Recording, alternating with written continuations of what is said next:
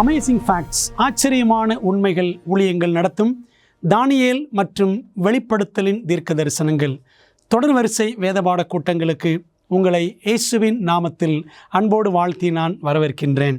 இந்த நாளின் பாடத்தை நாம் படிப்பதற்கு முன்பதாக இந்த நாளுக்குரிய இலவச பிரதியை உங்களுக்கு அறிமுகப்படுத்த நான் அவளோடு காத்திருக்கிறேன். அந்த கிறிஸ்து யார்? இன்றைக்கு கிறிஸ்தவத்தை மிகவும் குழப்பிக் கொண்டிருக்கிற மிகவும் ஆர்வத்திற்குரிய ஒரு தலைப்பு, அந்த கிறிஸ்து யார் என்ற ஒரு பாடம். இந்த பாடம் உங்களுக்கு இலவசமாக அனுப்ப நாங்கள் காத்திருக்கிறோம். எங்களுடைய தொலைபேசி எண்ணுக்கு நீங்கள் அழைக்கும்படி நாங்கள் கேட்டுக்கொள்கின்றோம். அல்லது நீங்கள் ஆன்லைனில் இதை நீங்கள் பெற்றுக்கொள்ள வேண்டும் என்றால் எங்களுடைய அமேசிங் ஃபேக்ட்ஸ் வெப்சைட்டுக்கு உள்ளே சென்று இதை நீங்கள் டவுன்லோட் செய்து படிக்கும்படி மற்றவர்களுக்கும் பகிரும்படி உங்களை அன்போடு நான் கேட்டுக்கொள்கின்றேன். இந்த நாளுக்குரிய பாடத்தை நாம் படிக்கலாமா?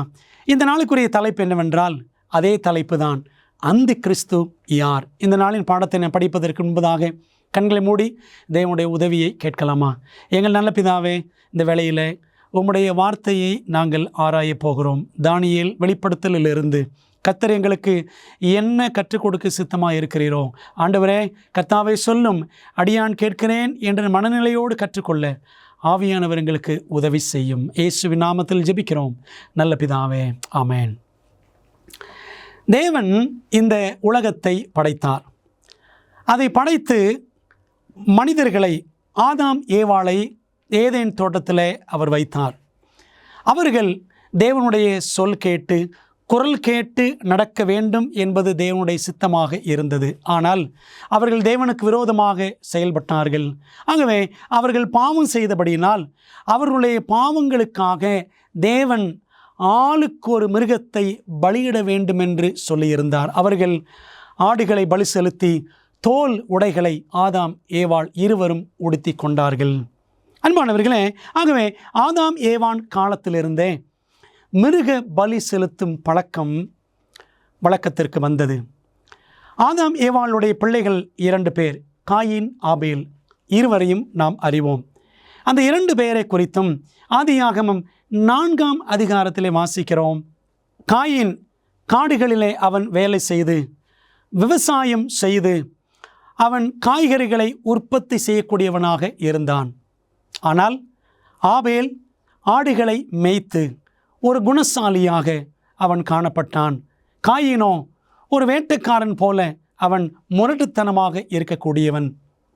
இந்த இருவருக்குமே தாய் தகப்பன் ஆதாம் ஏவாள் பலிமுறைகளை கற்றுக் கொடுத்திருந்தார்கள். பாவம் செய்தவர்கள் தங்கள் பாவங்களுக்கு பரிகாரமாக ஆட்டுக்குட்டியை பலி செலுத்த வேண்டும். அந்த ஆட்டுக்குட்டி எதிர்காலத்தில் தேவாட்டுக்குட்டியாக வரப்போகிற மேசியாவை சுட்டி காட்டுகிறது என்பதை ஆதாமும் ஏவாளும் தங்கள் பிள்ளைகளுக்கு சொல்லிக் கொடுத்திருந்தார்கள். அதன் அடிப்படையில் காயின், ஆபேல் இருவருமே ஆட்டுக்குட்டிகளை ஆண்டவருக்கென்று தங்கள் பாவத்தின் நிமித்தம் பலி செலுத்தி இருக்க வேண்டும். ஆனால் நடந்தது என்ன தெரியுமா? காயின் ஆண்டவருக்கு எதை கொடுத்தால் என்ன? நான் காய்கறிகளை வைத்திருக்கிறேன், காய்கறிகளை கொடுத்தால் அவர் ஏற்றுக்கொள்ள மாட்டாரா என்று சொல்லி மெத்தனமாக தேவனுடைய திட்டத்தை அவன் பெரிதாக நினைக்காமல், மதிக்காமல் அவன் என்ன செய்தானாம்? காய்கறிகளை கொண்டு வந்தான். வசனம் சொல்லுகிறது பாருங்கள். ஆதியாகமம் 4ஆம் அதிகாரம் 2ஆம் வசனத்தில் ஆபேல் ஆடுகளை மேய்க்கிறவன் ஆனான், காயின் நிலத்தை பயிரிடுகிறவன் ஆனான் என்று ஆதியாகமம் 4:2 வாசிக்கிறோம். வசனம் 8 சொல்லுகிறது, காயின் தன் சகோதரனாகிய ஆபேலோடே பேசினான். அவர்கள் வயல்வெளியில் இருக்கும் சமயத்தில் காயின் தன் சகோதரனாகிய ஆபேலுக்கு விரோதமாக எழும்பி அவனை கொலை செய்தான் என்று வாசிக்கிறோம். அண்ணன் தம்பியை ஏன் கொலை செய்தான்? அண்ணனுக்கும் தம்பிக்கும் தெரியும் ஆண்டவருக்கு எதை பலி செலுத்த வேண்டும் என்று.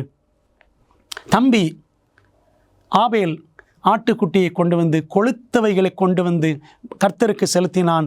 தேவன் அக்கினியை இறக்கி அவனுடைய அந்த ஆட்டுக்குட்டி பலியை ஆண்டவர் ஏற்றுக்கொண்டார் என்று வேதம் சொல்லுகிறது. ஆனால் அண்ணனாகிய காயின் காய்கறிகளை கொண்டு வந்தான்.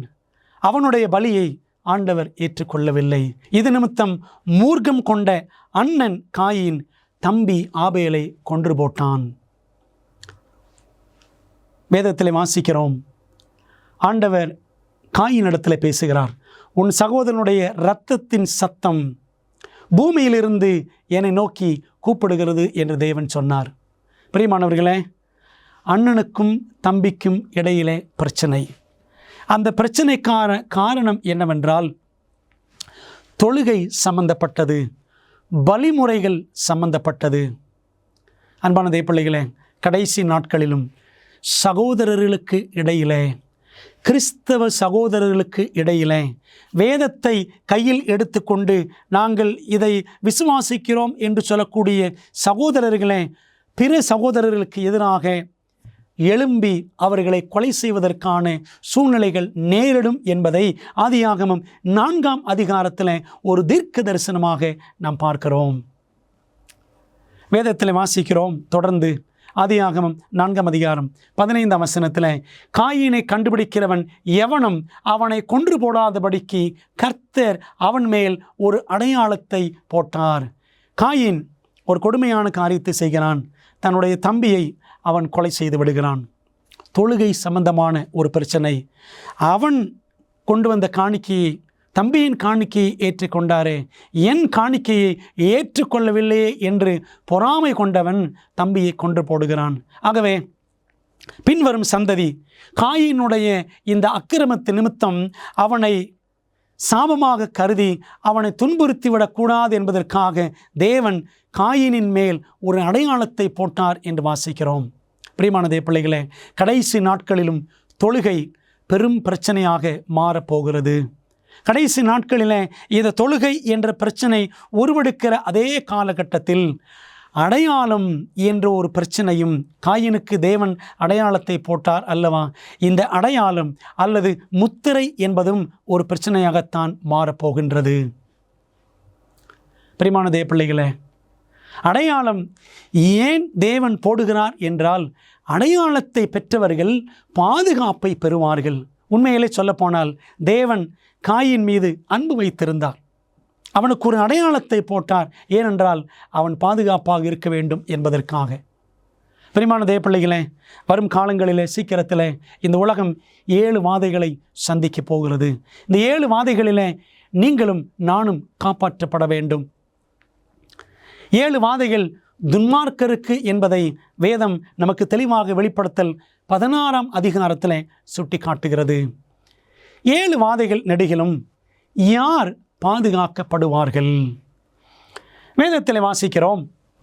வெளிப்படுத்தல் 7ஆம் அதிகாரம் 3ஆம் வசனம், நாம் நமது தேவனுடைய ஊழியக்காரரின் நெற்றிகளில் முத்திரை போட்டு தீர்மளவும் பூமியையும் சமுத்திரத்தையும் மரங்களையும் சேதப்படுத்தாதிருங்கள் என்று மகா சத்தமிட்டு கூப்பிட்டான் என்று வாசிக்கிறோம். பார்த்தீர்களா?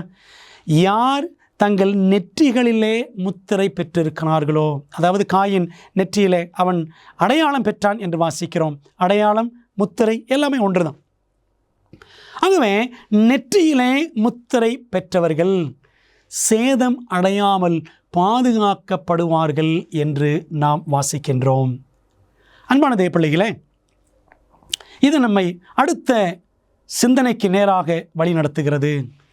பரிசுத்தவான்கள் நெற்றியில் வைத்திருக்கும் பெற்றிருக்கும் முத்திரை என்ன? வேதத்தில் ஆண்டவர் சொல்கிறார், சாட்சி ஆகமத்தை கட்டி என் சீஷருக்குள்ளே வேதத்தை முத்திரையிடு என்றார். ஏசாயா 8:16 வாசிக்கிறோம். வேதத்தை முத்திரையிடு. வேதம் என்றால் ஆங்கிலத்தில் நாம் பார்த்திருக்கிறோம் லா என்று வருகிறது.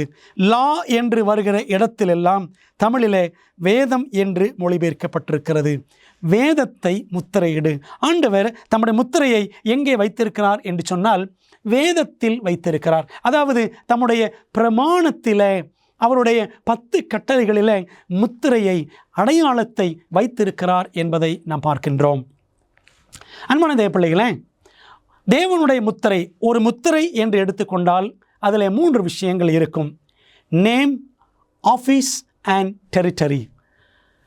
பெயர், அவருடைய அலுவல், அதாவது அவருடைய பதவி மற்றும் அவருடைய இடம் குறிக்கப்பட்டிருக்கும். ஒரு முத்திரையில் 3 விஷயங்கள் இருக்கும். அதே போலத்தான் தேவனுடைய முத்திரை 10 பிரமாணத்தில் இருக்கிறது என்று பார்த்தோம். ஆக தேவனுடைய முத்திரையிலும் 3 விஷயங்கள் இருக்க வேண்டும். ஒன்று அவருடைய நாமம். இரண்டாவது அவருடைய சிறப்பு பெயர், பதவி அல்லது தொழிற்பெயர் என்று சொல்லலாம்.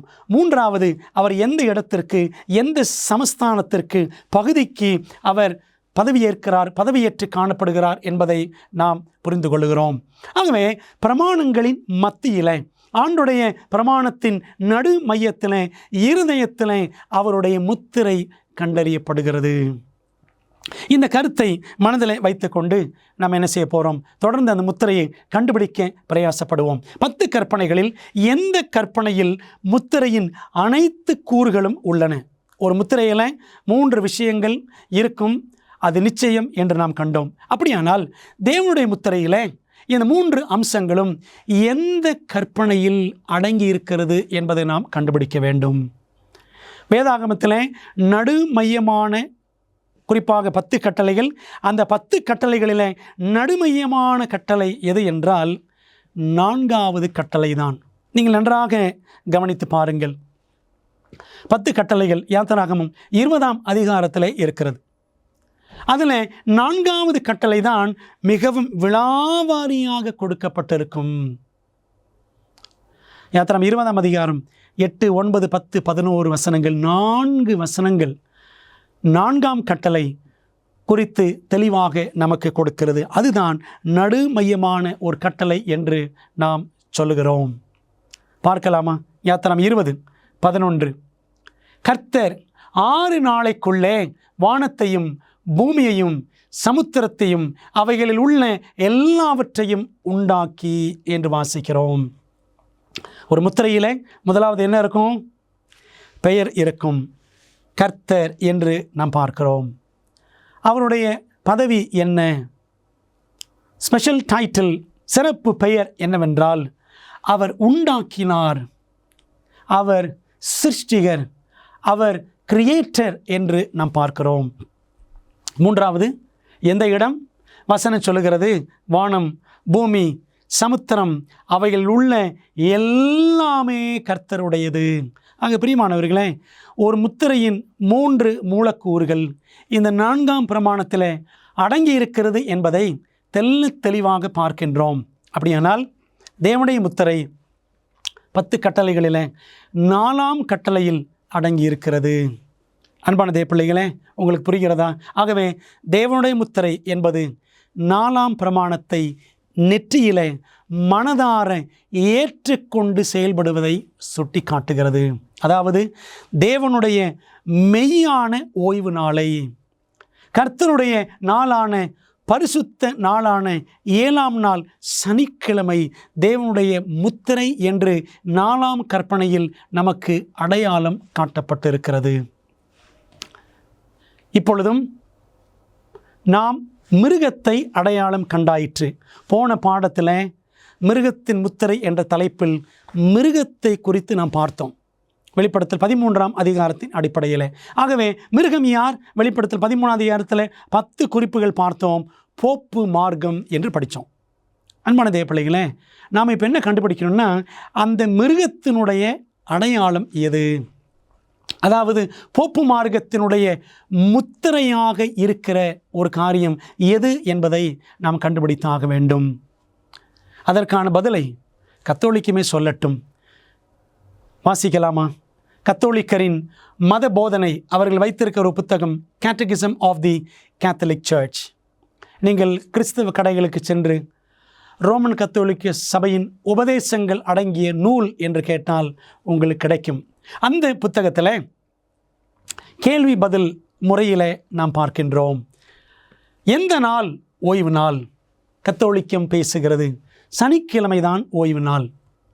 கேள்வி, ஏன் சனிக்கிழமைக்கு பதிலாக ஞாயிற்றுக்கிழமையை நாம் அனுசரிக்கிறோம்? பதில், ஏனென்றால் கத்தோலிக்க சபையானது ஓய்வு நாளின் புனிதத்தை, பரிசுத்தத்தை சனிக்கிழமையிலிருந்து ஞாயிற்றுக்கிழமைக்கு மாற்றிவிட்டது என்று வாசிக்கிறோம். கத்தோலிக்க சபைதான் பைபிள் படி இருக்கிற ஓய்வு நாளை, 10 கட்டளைகளின் படியான 7ஆம் நாள் ஓய்வு நாளை, சனிக்கிழமை ஓய்வு நாளை, பைபிளிலே இல்லாத ஒரு காரியம், அதாவது ஞாயிற்றுக்கிழமை ஆசரிப்பு என்று அந்த நாளுக்கு மாற்றியது என்று வாசிக்கிறோம். கேள்வி: சபைக்கு கோட்பாடுகளுடன் கூடிய பண்டிகைகளை நிறுவவும், கிறிஸ்மஸ், ஈஸ்டர் போன்ற பண்டிகைகள், இதற்கெல்லாம் பைபிளில் வசனங்களை சப்பை கட்டாக எடுத்துக்கொண்டு அதுதான் சபைக்கு கோட்பாடுகளுடன் கூடிய பண்டிகைகளை நிறுவவும் வல்லமை உண்டு என்பதை நிரூபிக்க உங்களிடம் வேறு ஏதேனும் ஆதாரங்கள் உள்ளதா? இப்படி பைபிள் வசனத்தை வச்சுக்கிட்டு இயேசு கிறிஸ்து பிறந்தார் என்று சொல்லி டிசம்பர் 25 கிறிஸ்மஸ் ஆக்கிட்டாங்க. இயேசு கிறிஸ்து உயிர்த்தெழுந்தார் என்று சொல்லி ஈஸ்டர் அப்படின்னு ஒரு பண்டிகை கொண்டாந்துட்டாங்க. இதுக்கெல்லாம் என்ன ஆதாரம் இருக்கிறது? அவர்கள் சொல்லுகிற பதிலை பாருங்கள். அவளுக்கு, அதாவது கத்தோலிக்க சபைக்கு அந்த வல்லமை இல்லை என்றால் அனைத்து நவீன ஆன்மீகவாதிகளும் அவளுடன் உடன்படக்கூடிய அந்த காரியத்தை அவளால் செய்திருக்க முடியாது. என்ன அர்த்தம்? கத்தோலிக்க சபைக்கு அதிகாரம் இருக்கிறது, அதனால தான் நவீன காலத்தில் இருக்கிற எல்லாரும் அவளோடு சேர்ந்து கொண்டார்கள். அதாவது வாரத்தின் முதலாம் நாளாகிய ஞாயிற்றுக்கிழமை 7ஆம் நாளான சனிக்கிழமையின் ஆசரிப்புக்கு பதிலாக மாற்றியிருக்க முடியாது. எங்களுக்கு அதிகாரம் இருக்குன்னு இந்த கத்தோலிக்க சபை நினைத்து கொள்ளவில்லை என்றால் இந்த மாற்றத்தை செய்திருக்க முடியாது.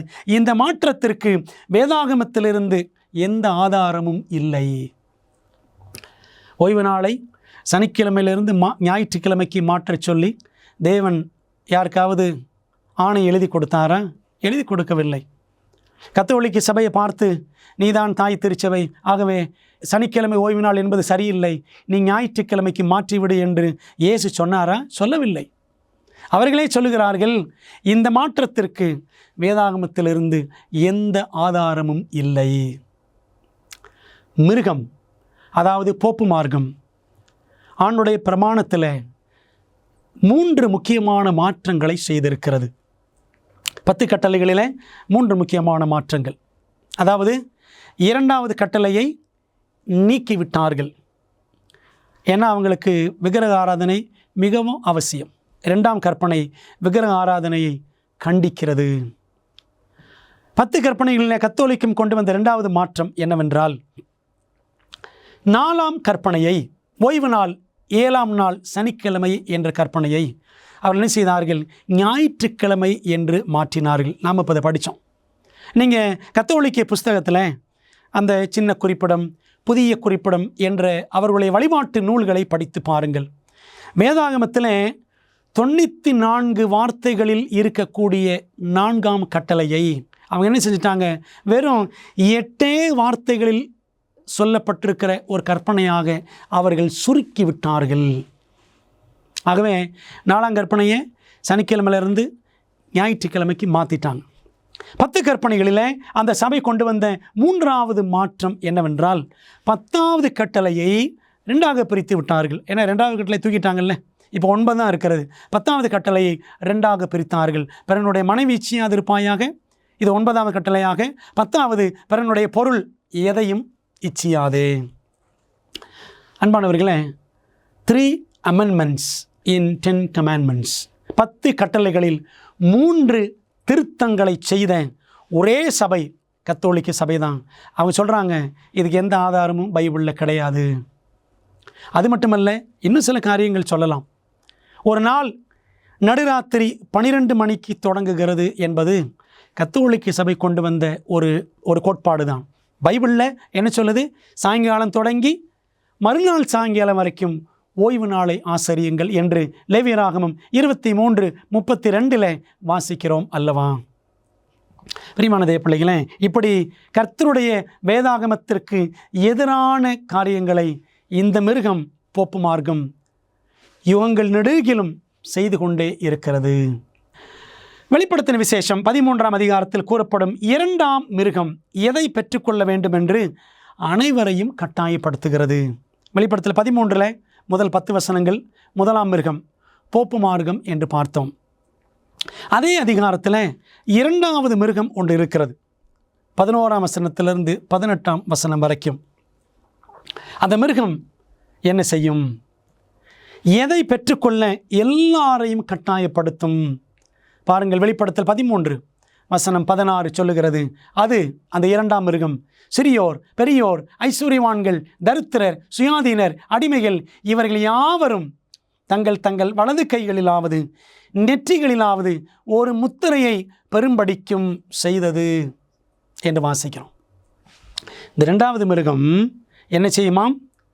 முதலாம் மிருகத்தினுடைய முத்திரையை, போப்பு மார்க்கத்தின் முத்திரையை எல்லாரும் தங்களுடைய வலதுகை அல்லது நெற்றியிலே பெறுவதற்கு அது கட்டாயப்படுத்தும் என்று நாம் வசனத்தில் வாசிக்கிறோம்.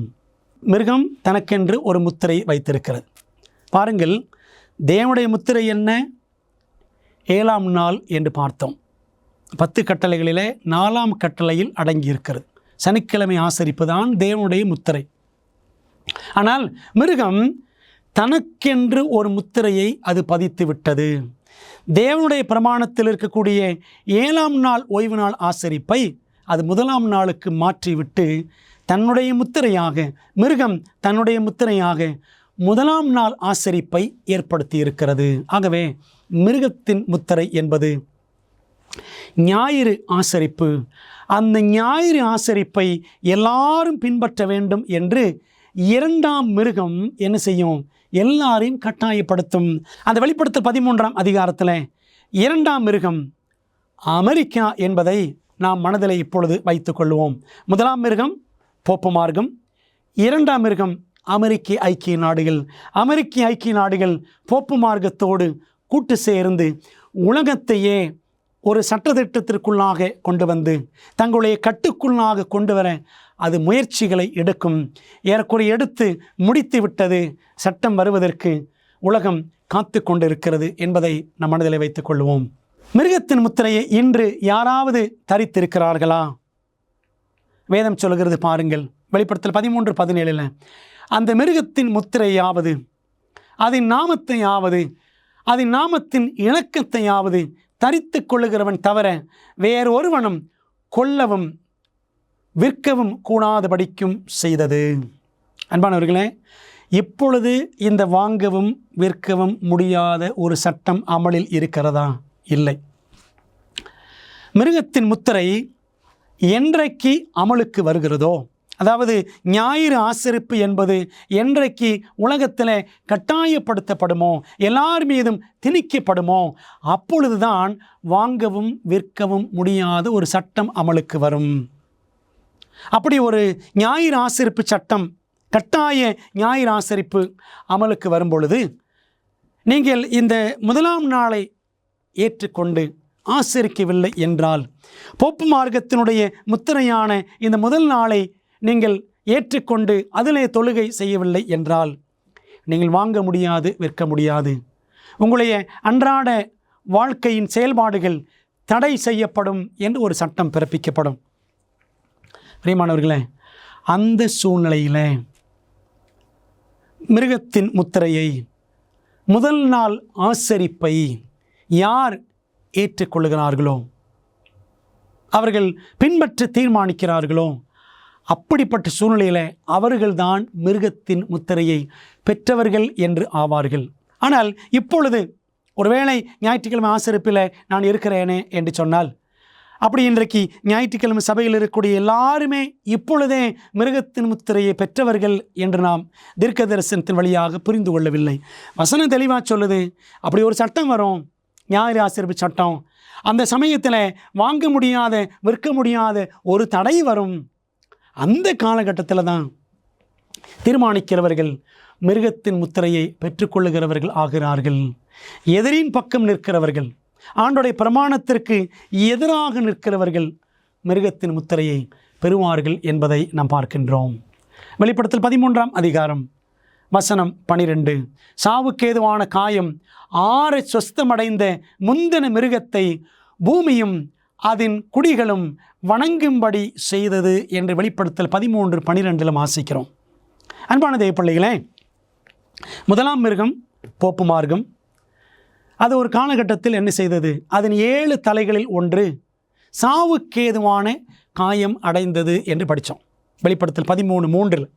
அதாவது கிபி 1798 அலெக்சாண்டர் பெர்த்தியர் என்ற பிரான்ஸ் நாட்டு படைத்தலைவன் போப் 6ஆம் பயஸ் 6ஆம் பத்திநாதரை கைது செய்து சிறையில் அடைத்தான். அந்த போப் செத்து போனார், சாவுக்கு ஏதுவான காயம். ஆனால் மீண்டும் 1929ஆம் வருஷத்தில் வேட்டிக்கன் நகரமாக போப்பு மார்க்கம் உருவெடுத்தது. இப்படி மீண்டும் காயப்பட்டு பிழைத்த இந்த மிருகம், அந்த மிருகத்தை பூமியும் அதன் குடிகள் எல்லாரும் வணங்கும்படி இந்த 2வது மிருகம் அமெரிக்கா என்ன செய்யுமா? அது கட்டாயப்படுத்தும். பிரியமானவர்களே, ஆண்டவர் சில ராஜ்யங்களை சில மிருகங்களோடு ஒப்பிட்டு பேசுகிறார். இன்றைக்கு கூட எடுத்துக்கொண்டோம் என்று சொன்னால், அமெரிக்காவை அடையாளப்படுத்தக்கூடிய பறவை எது என்றால் ஈகிள், கழுகு என்பது அமெரிக்காவை சுட்டி காட்டுகிறது. கரடி என்பது இன்றைக்கு நம்முடைய உலகத்தில் ரஷ்யாவை சுட்டி காட்டுகிறது என்று சொல்லுகிறார்கள்.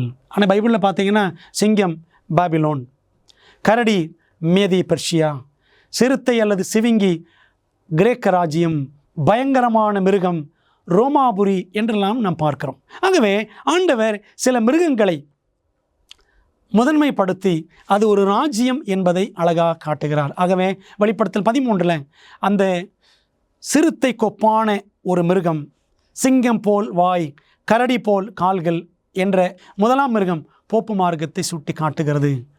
வெளிப்படுத்தல் 13ஆம் அதிகாரம் 11 முதல் 18 வரை வரக்கூடிய 2வது மிருகம் ஆட்டுக்குட்டியை போல எழும்பின மிருகம் போக போக வலு சர்ப்பத்தை போல பிசாசை போல பேசினது.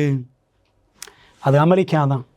அந்த 2வது மிருகமான அமெரிக்கா 1ஆம் மிருகமான போப்பு மார்க்கம் என்ன சொல்லுகிறதோ அதை சொல்லும்படி செய்யுங்கள் என்று எல்லாருக்கும் ஆணை பிறப்பிக்கும்.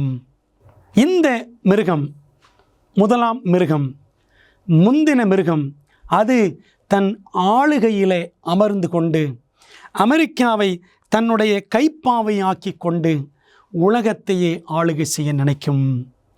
போப் மார்க்கம் அமெரிக்காவோடு இணைந்து செயல்படும் என்பதுதான் வெளிப்படுத்தல் 13ஆம் அதிகாரத்தினுடைய சுருக்கமான செய்தி. வேதாகம தீர்க்க தரிசனத்தில் வெளிப்படுத்தப்பட்டுள்ளபடி நம்முடைய மோசமான உலகத்திற்கான தேவனின் திட்டத்தை அறிய விரும்புகிறீர்களா? உங்கள் மிகப்பெரிய சவால்களுக்கு நடைமுறையான நம்பகமான தீர்வுகள் வேண்டுமா? ஊக்கமளிக்கும் மற்றும் அறிவூட்டும் ஆச்சரியமூட்டும் உண்மைகள் வேதாகம பாட வழிகாட்டிகள் 27 அழகான வரைகளை மற்றும் நேரடியான பதில்களை புரிந்து கொள்ள எளிதான வகையில் வேதத்தின் அடிப்படையில் சிறப்பான மேலான பாடங்களை வழங்குகின்றது. ஒவ்வொரு ஆய்வு வழிகாட்டியும் உங்கள் வாழ்க்கையின் மிக முக்கியமான உண்மைக்கான பொருத்தமான வேதாகம பதில்களை நோக்கி உங்களை வழிநடத்தும். நான் எப்படி ஆரோக்கியமான ஐக்கியத்தை பெறுவது? இயேசு எப்போது எப்படி மீண்டும் வருவார்? மேலும் இப்படி பல கேள்விகளுக்கு உங்கள் எதிர்காலத்தை வாய்ப்பாக விட்டுவிடாதீர்கள். ஆச்சரியமூட்டும் உண்மைகள் வேதாகம பாட வழிகாட்டிகளிடமிருந்து உங்கள் வாழ்க்கையை சத்தியத்துடன் மாற்றுங்கள். ஆங்கிலம், இந்தி, தமிழ் மற்றும் தெலுங்கு மொழிகளில் கிடைக்கிறது. காத்திருக்க வேண்டாம். bookstore.aftv.in என்ற இணையதளம் மூலம் உங்கள் முழுமையான ஆய்வு வழிகாட்டிகளை இன்றே ஆர்டர் செய்யுங்கள். மிருகத்தின் முத்திரை அல்லது தேவனின் முத்திரை ஆகிய இரண்டும் கண்களால் பார்க்கக்கூடிய வகையில் வெளிப்படையாக இருக்குமா? இன்றைக்கு 666 அப்படின்ற பெயரில் நிறைய படங்கள் வெளிவருகின்றன, நிறைய கட்டுரைகள் பத்திரிகைகளில் வெளிவருகின்றன. அந்த 666 என்ற எண்ணை இன்றைக்கு உலகத்தில், பொதுவான உலகத்தில் ஒரு பயத்துக்குரிய எண்ணாக கருதப்படுகிறது. இந்த 666 நெற்றியிலே அடிப்பார்கள், கையில் வலது கைகளில் தெரிகிறது போல பதிப்பார்கள், நெற்றியிலையும் தெரியும் கையிலையும் தெரியும் அப்படின்னு மக்கள் நினைக்கிறாங்க. அதான் கேள்வியில் பார்க்குறோம். எல்லாரும் பார்ப்பது போல் கண்களுக்கு தெரியக்கூடிய வகையில் தேவனுடைய முத்திரையோ மிருகத்தின் முத்திரையோ இருக்குமா? வேதம் என்ன சொல்லுகிறது? எபிரேயர் 10:16 நான் என்னுடைய பிரமாணங்களை அவர்களுடைய இருதயங்களில் வைத்து அவைகளை அவர்களுடைய மனதில் எழுதுவேன் என்று கர்த்தர் சொல்லுகிறார் என்பதை உரைத்த பின்பு, அதாவது ஆண்டவர் என்ன செய்வாராம்? தேவன் தம்முடைய முத்திரையை தம்முடைய பிள்ளைகளுடைய நெற்றியிலே பதிப்பார் என்று அர்த்தம். அப்படி தான் வெளிப்படுத்தல் 7ஆம் அதிகாரம் 1ஆம் வசனத்தில் படித்தோம்.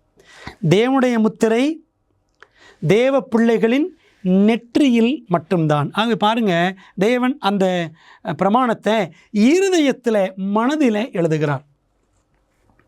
இது பார்க்க முடியுமா? பார்க்க முடியாது. 2வது பிரசங்கி 9ஆம் அதிகாரம் 10ஆம் வசனம் சொல்கிறது, செய்யும்படி உன் கைக்கு நேரிடுகிறது எதுவோ அதை உன் பலத்தோடே செய். கை, வலது கை என்பது நம்முடைய உழைப்பை காட்டுகிறது. பிழைப்புக்காக நாம் செய்யக்கூடிய கடும் பணிக்கு அடையாளமாக, கடுமையான வேலைக்கு அடையாளமாக இந்த வலது கை அடையாளமாக இருக்கிறது. இன்னொரு வசனம் பாருங்க, அவர்கள் கிரியைகள் அக்கிரம கிரியைகள், கொடுமையான செய்கை அவர்கள் கைகளில் இருக்கிறது என்று ஏசாயா 59 6ஆம் வசனத்தில் வாசிக்கிறோம். அதாவது கை என்றால் செய்கை என்று வசனம் நமக்கு அழகாக சுட்டி காட்டுகிறது. ஆகவே முத்திரை, தேவனுடைய முத்திரை ஒரே ஒரு இடத்துல, நெற்றியில் மட்டும். அது வெளிப்படுத்தல் 7:1 வாசிக்கிறோம். ஆனால் மிருகத்தின் முத்திரை 2 இடங்களில் ஏதாவது ஒரு இடம், ஒன்று நெற்றியில் அல்லது வலது கையில் என்று வெளிப்படுத்தல் 13ஆம் அதிகாரம் 16-17 வசனங்களிலே வாசிக்கிறோம். வசனம் சொல்லுகிறது, யாத்திரை 13:9, கர்த்தரின் நியாய பிரமாணம் உன் வாயில் இருக்கும்படிக்கு இது உன் கையிலே ஒரு அடையாளமாகவும் உன் கண்களின் நடுவே நினைப்பூட்டுதலாகவும் இருக்க கடவுது. அந்த காலத்தில், பழைய ஏற்பாட்டு காலத்தில் இஸ்ரவேல் ஜனங்கள் என்ன செய்தார்களாம்? ஆண்டுடைய பிரமாணத்தை சின்ன சின்ன சுருளாக அவர்கள் எழுதி கைகளிலே மாட்டிக்கொள்வார்களாம், அல்லது தங்களுடைய கண்களின் நடுவே நினைப்பூட்டுதலாக கூட வைத்துக் கொள்வார்களாம். ஆனால் உண்மையில் ஆண்டவர் அப்படி கையிலேயோ நெற்றியிலேயோ தெரியும்படி வைத்துக்கொள்ள சொல்லவில்லை.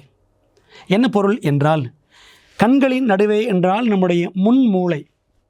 நம்முடைய முன்மூளை தான் ஆவிக்குரிய காரியங்களை தீர்மானிப்பது, பக்தி கடுத்த காரியங்கள், நல்ல தீர்மானங்கள் செய்வது, நல்வழியில் நடக்க வேண்டும் என்று ஆசைப்படுவது, இது எல்லாமே நம்முடைய முன்மூளையில் நடக்கிறது. இங்கே தான் தீர்மானிக்கிறோம்.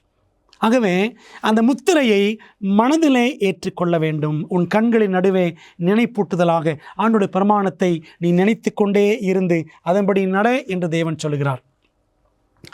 கையிலே ஒரு அடையாளம் என்று சொன்னால் ஆண்டுடைய பிரமாணத்தின்படி உன் செயல்கள் இருக்கட்டும் என்று பொருள். எபிரேயர் 8ஆம் அதிகாரம் 10ஆம் வசனம் அங்கே வாசிக்கிறோம், என்னுடைய பிரமாணங்களை அவர்களுடைய மனதிலே வைத்து அவருடைய இருதயங்களில் அவைகளை எழுதுவேன். நான் அவர்கள் தேவனாய் இருப்பேன், அவர்கள் என் ஜனமாய் இருப்பார்கள் என்று எபிரேயர் 8:10 வாசிக்கிறோம். நெற்றியில் இருக்கும் தேவனுடைய பிரமாணம் அல்லது மற்றும் தேவனுடைய முத்திரை, ஆண்டுடைய பிரமாணத்தை நாம் மனதார ஏற்றுக்கொண்டு தேவனால் நம்முடைய மனதிலே எழுதப்பெற்று நாம் அந்த பிரமாணத்தின்படி முற்றிலுமாய் கீழ்ப்படிந்து நடப்பது தான் தேவனுடைய முத்திரையை நம்முடைய மனதில் ஏற்றுக்கொள்வது. பிரியமான தேவ பிள்ளைகளே, அதைத்தான் தேவன் நமக்கு செய்கிறார். அவருடைய பிரமாணத்தை நம்முடைய மனதில் வச்சு அதுபடி நடக்க வேண்டும் என்று எதிர்பார்க்கிறார். கடைசி நாட்களில் 7ஆம் நாளை மனதார ஆண்டுடைய பிரமாணத்தை நாம் பின்பற்றி நடப்பது தான் தேவனுடைய முத்திரையை பெற்றுக்கொள்வது ஆகும். தன்னுடைய வல்லமை மற்றும் அதிகாரத்தை தெரிவிக்க மிருகம் தனக்கான முத்திரை ஒன்றை வைத்திருக்கிறது. தேவனும் தனது வல்லமை வெளிப்படுத்த ஒரு அடையாளத்தை வைத்திருக்கிறாரா? மிருகத்துக்கு ஒரு முத்திரை இருக்குது, தேவனும் ஒரு அடையாளத்தை வைத்திருக்கிறாரா? பைபிளே சொல்லுகிறதை நாம் பார்க்கலாம். எசேக்கியேல் 20:12ஆம் வசனம், நான் தங்களை பரிசுத்தம் பண்ணுகிற கர்த்தர் என்று அவர்கள் அறியும்படிக்கு எனக்கும் அவர்களுக்கும் அடையாளமாய் இருப்பதற்கான என் ஓய்வு நாட்களையும் அவர்களுக்கு கட்டளையிட்டேன். பாருங்கள், தேவனுக்கும் நமக்கும் அடையாளம் என்ன என்றால் ஆண்டவர் சொல்கிறார், என் ஓய்வு நாட்கள். 20:20 எசேக்கியேல், என் ஓய்வு நாட்களை பரிசுத்தமாக்குங்கள், நான் உங்கள் தேவனாய் கர்த்தர் என்று நீங்கள் அறியும்படிக்கு அவைகள் எனக்கும் உங்களுக்கும் அடையாளமாயிருக்கும் என்றேன். என் ஓய்வு நாட்கள் எனக்கும் உங்களுக்கும் அடையாளம். அது எது? தேவன் தம்முடைய 10 கட்டளைகளில் 4வது கட்டளையில் சொல்லியிருக்கிற 7ஆம் நாள் ஓய்வு நாள் தான். அதுதான் தேவனுடைய முத்திரை. தொடர்ந்து வாசிக்கிறோம். யாத்திரை 31:13 நீங்கள் என் ஓய்வு நாட்களை ஆசரிக்க வேண்டும், உங்களை பரிசுத்தப்படுத்துகிற கர்த்தர் நான் என்பதை நீங்கள் அறியும்படி இது உங்கள் தலைமுறை தோறும் எனக்கும் உங்களுக்கும் அடையாளமாயிருக்கும். 31:17 யாத்திராகமம். அது என்றைக்கும் என்றைக்கும் எனக்கும் இஸ்ரவேல் புத்திரருக்கும் அடையாளமாய் இருக்கும் என்று ஆண்டவர் சொல்லுகிறார். பிரியமான தேவ பிள்ளைகளே, தேவன் நமக்கும் அவருக்கும் என்றென்றைக்கும் அடையாளமாக, நித்திய அடையாளமாக தமது ஓய்வு நாளை கொடுத்திருக்கிறார். அதுதான் அவருடைய முத்திரை. ஆனால் அதற்கு மாறாக பிசாசானவன் போப்பு மார்க்கத்தின் வழியாக இன்னொரு போலி முத்திரையை ஏற்படுத்தியிருக்கிறானே, அதுதான் மிருகத்தின் முத்திரையான வாரத்தின் முதலாம் நாள் ஞாயிற்றுக்கிழமை ஆசரிப்பு. பிரியமான தேவ பிள்ளைகளே, அந்த கிறிஸ்துவின் வல்லமை எதை மாற்ற முயற்சித்தது? தானியேல் 7:25 படிக்கிறோம். உன்னதமானவருக்கு விரோதமாக வார்த்தைகளை பேசி உன்னதமானவருடைய பரிசுத்தவான்களை ஒடுக்கி காலங்களையும் பிரமாணங்களையும் மாற்ற நினைப்பான். சின்ன கொம்பு என்ன செய்யும்? தேவனுடைய பிரமாணங்களை அது மாற்ற நினைக்கும், மாற்ற நினைப்பான். முழுமே அவனால் மாற்ற முடியாது. பாருங்கள், கத்தோலிக்கமே சொல்லுகிறதை வாசிக்கலாம். காலங்களை மாற்றவும், நைட் 12 மணி அப்படின்னு மாற்றினாங்க பார்த்தீங்களா? ஒரு நாள் தொடங்குவது பைபிள் படி சாயங்காலத்தில் சூரிய அஸ்தமனத்தில் தான் ஒரு நாள் தொடங்குகிறது. காலங்களை மாற்றவும், சட்டத்தை ரத்து செய்யவும், 10 கற்பனைகளிலே மாற்றங்கள் செய்தார்களே, நாம் படித்தோம் அல்லவா? சட்டங்களை ரத்து செய்யவும், கிறிஸ்துவின் சட்டத்திட்டங்களையும் சேர்த்து அனைத்து காரியங்களை பகிர்ந்தளிக்கவும் போப்புவிற்கு வல்லமை உண்டு.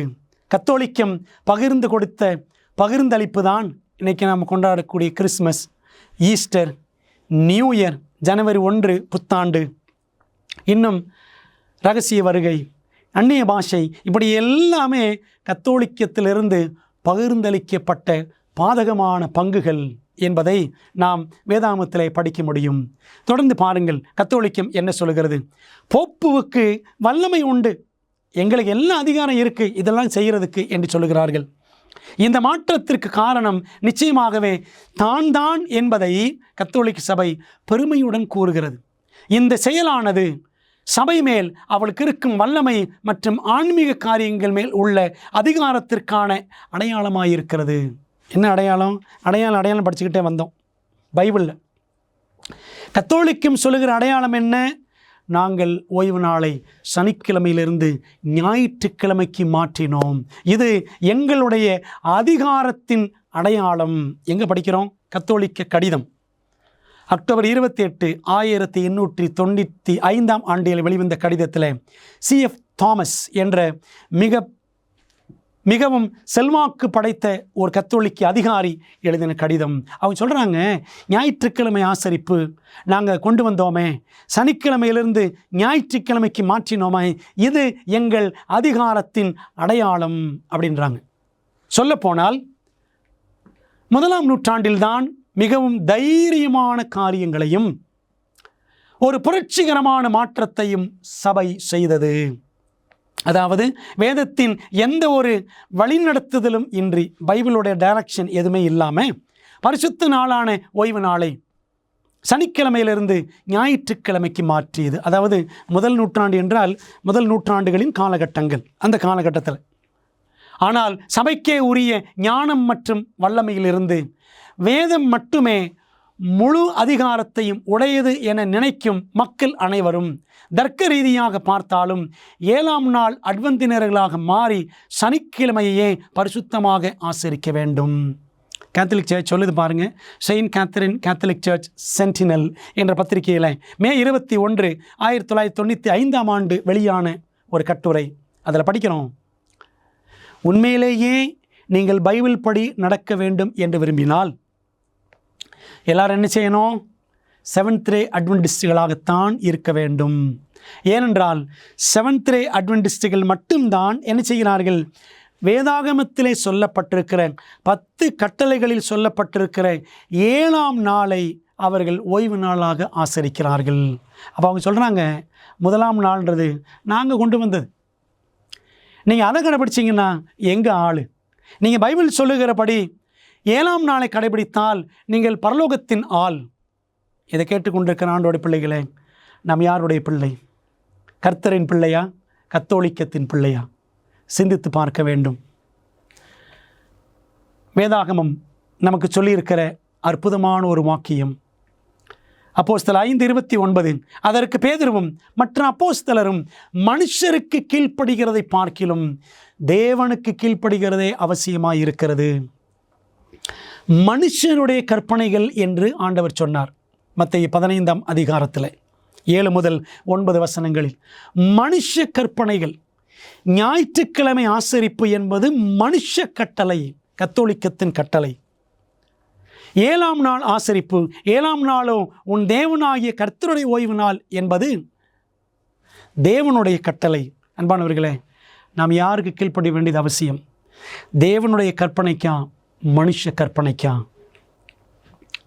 பரிணாமம் என்பது நிஜம் என்றும், பிக் பேங் பெருவெடிப்பு கொள்கை என்று சொல்லுவார்கள், பிக் பேங் தியரி, அந்த கொள்கையையும் ஆதரிப்பதாக போப் பிரான்சிஸ் கூறுகிறார். இன்னைக்கு இருக்கக்கூடிய கரண்ட்டில் இருக்கிற போப் 1ஆம் பிரான்சிஸ் பாருங்களேன்.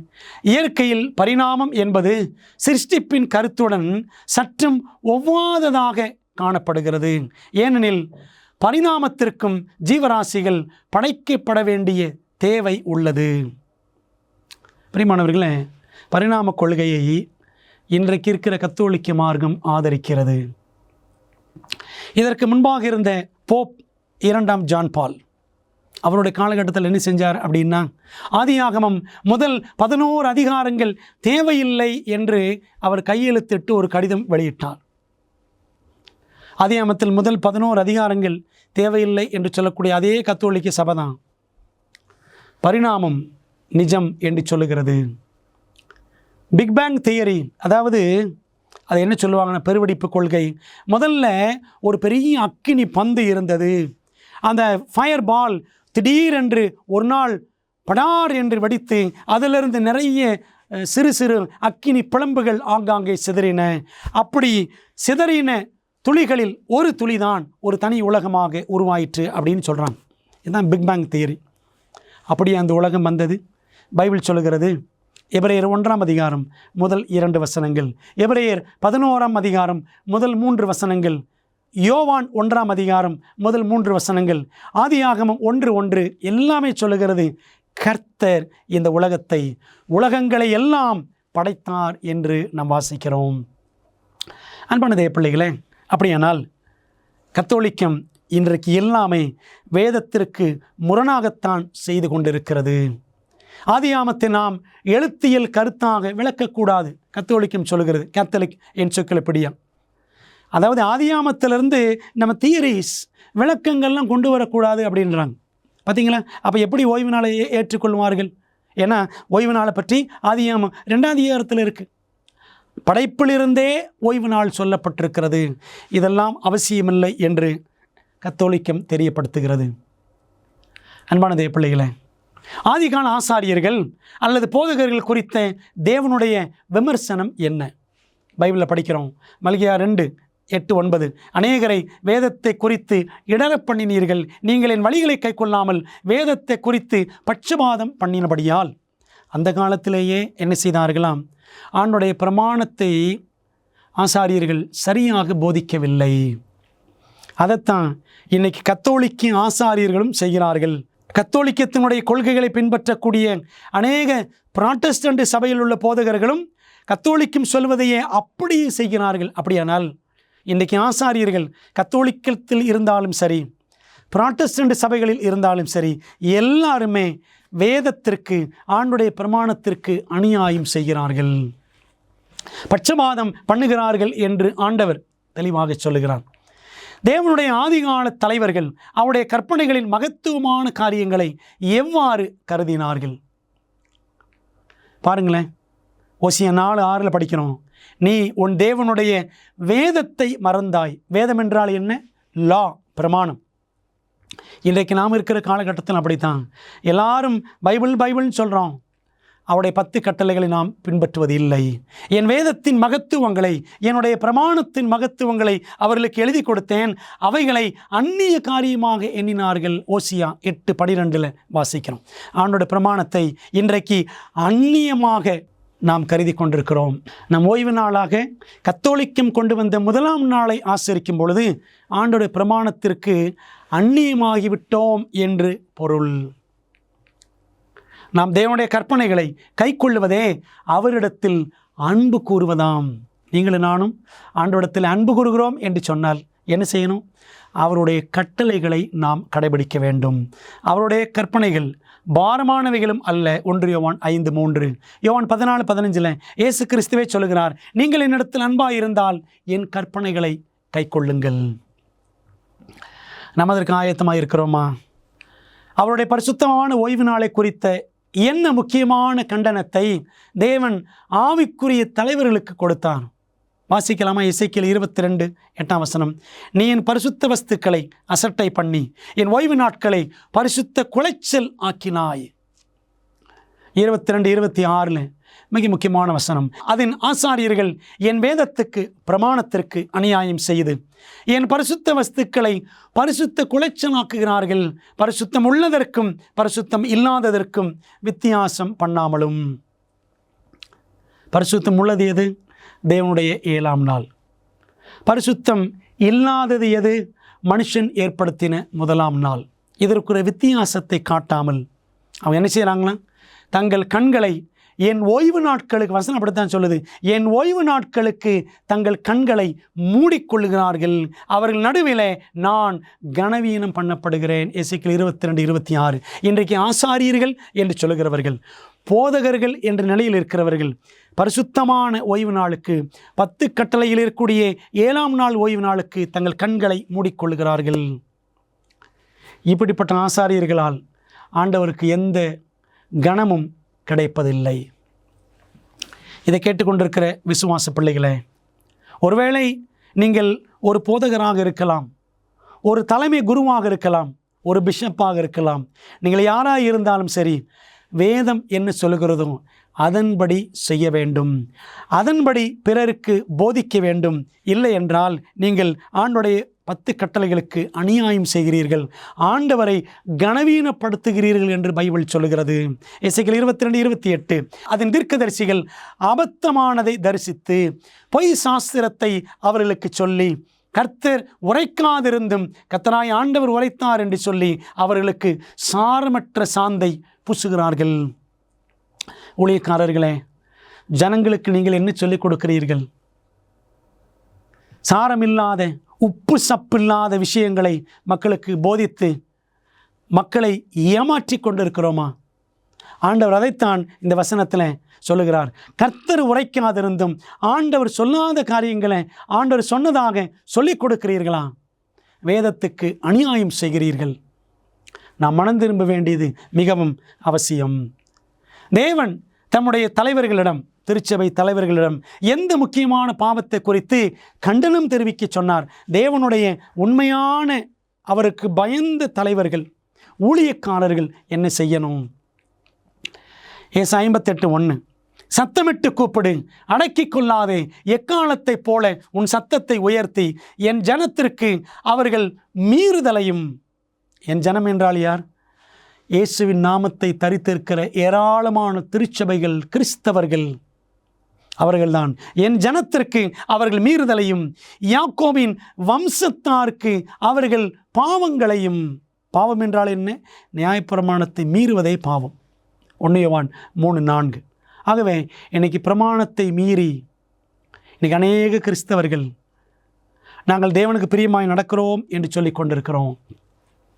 அப்போ ஆண்டவர் சொல்றாரு, யாக்கோபின் வம்சத்தாருக்கு அவர்கள் பாவங்களையும் தெரிவி என்று சொல்லுகிறார். அதனால தான் இந்த சத்தியங்களை நாம் கேட்டுக்கொண்டு இருக்கிறோம். ஏசாயா 58:13 அதே ஏசாயா கடைசி 2 வசனங்கள், ஏசாயா 58 கடைசி 2 வசனங்கள், என் பரிசுத்த நாளாகி ஓய்வு நாளிலே உனக்கு இஷ்டமானது செய்யாதபடி. ஆண்டவர் சொன்னார்ல, இஸ்ரவேல் வம்சத்தாருக்கு, யாக்கோபின் குடும்பத்தாருக்கு அவர்கள் பாவங்களை, அவர்கள் மீறுதலை எடுத்துச் சொல், சத்தமாய் சொல் என்று சொன்னார். ஆண்டவரே சொல்றார் பாருங்க, என் பரிசுத்த நாளாகிய ஓய்வு நாளிலே உனக்கு இஷ்டமானதை செய்யாதபடி உன் காலை விலக்கி. ஏன் காலை விளக்க சொல்றாரு? நீ மிதிச்சிட்டு இருக்கிற 4ஆம் கட்டளையில நீ மிதித்து கொண்டு இருக்கிறாய், உன் காலை விளக்கு. உன் வழிகளின்படி நடவாமலும் உனக்கு இஷ்டமானதை செய்யாமலும். ஞாயிற்றுக்கிழமை காலையில் 2 மணி நேரம் சர்ச்சுக்கு போகிறது, முடித்த உடனே கறி கடைக்கு போகிறது, இதான் ஓய்வு நாள்? உனக்கு இஷ்டமானதை செய்யாமலும் உன் சொந்த பேச்சை பேசாமல் இருந்து ஓய்வு நாளை மனமகிழ்ச்சியின் நாள் என்றும். எந்த நாள்? 7ஆம் நாளாகிய சனிக்கிழமையை ஓய்வு நாளை மனமகிழ்ச்சி நாள் என்றும், கர்த்தருடைய பரிசுத்த நாளை மகிமையுள்ள நாள் என்றும். எது கர்த்தருடைய பரிசுத்த நாள்? 7ஆம் நாள் தான். அதுதான் தேவனுடைய முத்திரை. 1ஆம் நாள் ஞாயிற்றுக்கிழமை அல்ல, அது மிருகத்தின் முத்திரை. கர்த்தருடைய பரிசுத்த நாளை மகிமையுள்ள நாள் என்றும் சொல்லி அதை மகிமையாக எண்ணுவாயானால் அப்பொழுது கர்த்தரில் மனமகிழ்ச்சியாய் இருப்பாய். பிரியமான தேவ பிள்ளைகளே, உங்களுக்கு தெளிவாக விளங்கியதான் எது தேவனுடைய முத்திரை, எது மிருகத்தின் முத்திரை. நீங்கள் இயேசுவை ஏற்றுக்கொண்டு அவரை முழுமையாக பின்தொடர தீர்மானிக்கும் போது என்ன நடக்கும்? நாம் பார்த்தோம், சாபத் அதுதான் 7ஆம் நாள். இந்த சாபத் என்ற வார்த்தைக்கு உலகத்தில் 100க்கும் அதிகமான மொழிகளில் ஒரே வார்த்தை தான் சாபத் என்பது. என்ன அர்த்தம்? ரெஸ்ட், இளைப்பாறுதல் என்ற வார்த்தை. நாம் இயேசுவை ஏற்றுக்கொள்ளும் பொழுது நமக்கு இளைப்பாறுதல் கிடைக்கிறது. அதே போல தான் அந்த இளைப்பாறுதலை தக்க வைத்துக் கொள்வதற்காக தேவன் நமக்கு 7ஆம் நாள் ஓய்வு நாளை கொடுத்திருக்கிறார். நான் சாந்தமும் மனத்தாழ்மையுமாய் இருக்கிறேன், என் நுகத்தை ஏற்றுக்கொண்டு உங்கள் மேல் ஏற்றுக்கொண்டு என்னிடத்தில் கற்றுக்கொள்ளுங்கள், அப்பொழுது உங்கள் ஆத்துமாக்களுக்கு இளைப்பாறுதல் கிடைக்கும். மத்தேயு 11:29. இயேசுவிடம் வந்துவிட்டால் இளைப்பாறுதல் கிடைக்கும். அவருடைய ஓய்வு நாளை உண்மையாய் தொடர்ந்து கடைபிடித்தாலும் நமக்கு பரலோக இளைப்பாறுதல் எப்பொழுதுமே நிலைத்திருக்கும். அன்பான தேவ பிள்ளைகளே, வெளிப்படுத்தல் 15:2 அன்றியும் அக்கினி கலந்த கண்ணாடி கடல் போன்ற ஒரு கடலையும் மிருகத்திற்கும் அதன் சொரூபத்திற்கும் அதன் முத்திரைக்கும் அது நாமத்தின் இலக்கத்திற்கும் உள்ளாகாமல் ஜெயங்கொண்டவர்கள் தேவ சுரமண்டலங்களை பிடித்து கொண்டு அந்த கண்ணாடி கடல் அருகே நிற்கிறதையும் கண்டேன். நீங்களும் நானும் மிருகத்தையும் அதன் சொரூபத்தையும் அதன் முத்திரையும் அதன் நாமத்தையும் அதன் இலக்கத்தையும் ஜெயித்து வெற்றி பெற்றவர்களாக இருப்போம் என்றால், தேவனுடைய பலத்தினாலே ஆவியானோர் துணையினாலே ஜெயிப்போம் என்றால், அவருடைய ராஜ்யத்தில் நாம் கண்ணாடி கடல் அருகே நிற்போம். இயேசுவை உங்கள் இரட்சகராக ஏற்றுக்கொண்டதற்கு சாட்சியாக இப்பொழுதும் நீங்கள் அவருடைய ஓய்வு நாள் கொடியின் கீழ் 7ஆம் நாள் ஓய்வு நாள், சனிக்கிழமைய ஓய்வு நாள் என்ற அந்த கொடியின் கீழ் வர தீர்மானம் செய்வீர்களா? மிருகத்தின் முத்திரைக்கு நீங்கள் இல்லை என்று சொல்வதற்கு முன்பாக தேவனுடைய முத்திரைக்கு ஆம் என்று நீங்கள் சொல்ல வேண்டும். உங்கள் பதிலுக்காக இயேசு உங்கள் இதய கதவருகிலே அவர் காத்து தட்டி கொண்டிருக்கிறார். இயேசுவுக்கு இருதயத்தை திறப்போமா? ஜெபம் செய்வோம். நல்ல பிதாவே, இந்த நாளிலே மிருகத்தின் முத்திரை எது என்று படித்தோம். அது வாரத்தின் 1ஆம் நாளாகி ஞாயிற்றுக்கிழமை ஆசரிப்பு. கேட்பதற்கு எங்களுக்கு கடினமாக இருக்கலாம். ஆனாலும் ஆண்டவரே, இஸ்ரவேல் வம்சத்தாருக்கு அவர்கள் பாவங்களை தெரிவி என்று சொன்னீர். கர்த்தாவே, இந்த செய்தியின் மூலமாக தங்களுடைய நிலைமையை உணர்ந்தவர்கள் தேவனுக்கென்று தங்களை ஒப்புக் கொடுக்க ஆவியானவர் நடத்தும். ஆசாரியர்கள் ஆண்டுடைய வேதத்திற்கு நியாயம் செய்ய, கர்த்தரை கனம் பண்ண அவர்களை வழி நடத்தும். இந்த சத்தியத்தை எங்களுக்கு இன்னும் ஆழமாய் விளங்க பண்ணும். ஆசீர்வதியும். இந்த சத்தியம் எங்கும் பரவட்டும் எங்கள் மூலமாக. இயேசுவின் நாமத்தில் ஜெபிக்கிறோம் நல்ல பிதாவே, ஆமேன். அன்பானவர்களே, கர்த்தர் உங்களை ஆசீர்வதிப்பாராக. மீண்டும் அடுத்த வேத பாடத்திலே சந்திப்போம். கர்த்தர் உங்களோடு இருப்பார். ஆமேன். மரங்கள் அழகானவை. ஒரு மரம் உருவாவதற்கான அனைத்தும் ஒரு சிறிய விதைக்குள் உள்ளது என்பது ஆச்சரியமாயிருக்கிறதல்லவா? அற்புதமான மற்றொரு காரியம் என்ன தெரியுமா? நீங்கள் ஆவிக்குரிய வாழ்க்கையில் வளர்வதற்கு உதவி செய்யக்கூடிய அனைத்தும் இச்சிறிய QR குள் உள்ளது. அதுபோல இதை ஸ்கேன் செய்யவும். உடனே எங்களது வேதம் படிக்கும் திட்டம் இணையதளம், book store, YouTube, Facebook, Instagram, ShareChat இப்பொழுதும் நீங்கள் இணைக்கப்பட்டாயிற்று. இந்த QR-ஐ ஸ்கேன் செய்யுங்கள். இன்று முதல் வளர்ந்திடுங்கள். உங்களுக்கு சந்தோஷமாக பொழுதை கழிக்க பிடிக்குமா? எனக்கு பிடிக்கும். என் அப்பா அம்மா அமேசிங் ஃபேக்ட்ஸில் இருந்து அமேசிங் அட்வென்ச்சர் சிறுவர் வேதாகம வழிகாட்டிகளை வாங்கி கொடுத்த போது எனக்கு சந்தோஷமா இருந்துச்சு. இதுல பாடத்திட்டங்கள் வண்ணமயமா இருக்கு. அதோடு அருமையான புதிர்களும் வேத வினாக்களும் இதுல நிறைய இருக்கு. வேத சத்தியத்தால் நிறைஞ்சிருக்கு. மற்றும் பிள்ளைகளுக்கான 10 அற்புதமான சாகச பயணங்களும் இதுல இருக்கு. டிராகனை கொல்வது, ஒரே லைஃப் போட், கடல் வழியாக பயணம், விசில் அடித்து கல்லறை வழியாக செல்வது, நான் நிறைய கத்துக்கிட்டேன். இது இங்கிலீஷ்ல மட்டுமே கிடைக்கும். ஆனால் நம் மொழியை கற்றுக்கொண்டு வருகிறோம் இல்லையா? உங்கள் பிள்ளைகள் பைபிளில் இருந்து அரிய கருத்துக்களை அறிந்து கொள்ள எங்களை அல்லது SMS மூலம் உங்கள் செட்டை இன்றே ஆர்டர் செய்யுங்கள்.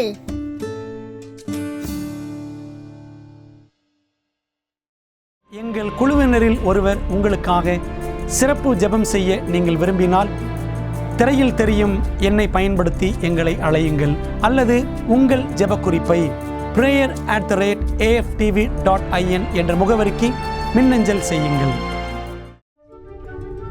50 வருடங்களுக்கும் மேலாக அமேசிங் ஃபேக்ட் ஊழியங்கள் நற்செய்தியை உலகம் முழுவதும் பகிர்ந்து கொண்டிருக்கிறது. இயேசுவின் சித்தத்தின்படி அனைத்து மக்களுக்கும் நித்திய சுவிசேஷத்தை அறிவித்துக் கொண்டிருக்கிறது. உங்கள் ஜெபத்திற்கும் ஆதரவிற்கும் நன்றி.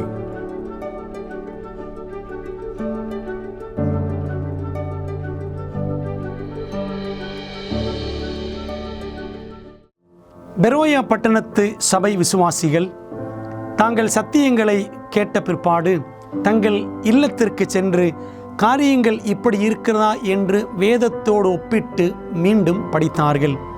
அதுபோலவே நீங்களும் செய்ய வேண்டும் என்று நாங்கள் விரும்புகிறோம். இந்த தீர்க்க தரிசன தொடர் கூட்டங்களில் ஒவ்வொரு நாளும் உங்களுக்கு அந்தந்த நாளுக்குரிய செய்தி சம்பந்தமான இலவச பிரதி அறிமுகப்படுத்தப்படுகிறது. ஆகவே அந்த இலவச பிரதியை நீங்கள் திரையில் தெரியும் தொலைபேசி எண்ணை பயன்படுத்தி எங்களோடு தொடர்பு கொண்டு பெற்றுக்கொள்ளலாம் அல்லது எங்களுடைய வெப்சைட்டுக்குள்ளே சென்று நீங்கள் அதை பதிவிறக்கம் செய்து கொள்ளலாம். நீங்கள் அந்த புத்தகங்களை பெற்றுக்கொண்டு படித்து வேதத்தில் உள்ளபடியே கற்றுக்கொள்ளுங்கள். நீங்கள் படித்த பிற்பாடு உங்கள் நண்பருக்கும் அதை பகிர்ந்து கொள்ளுங்கள்.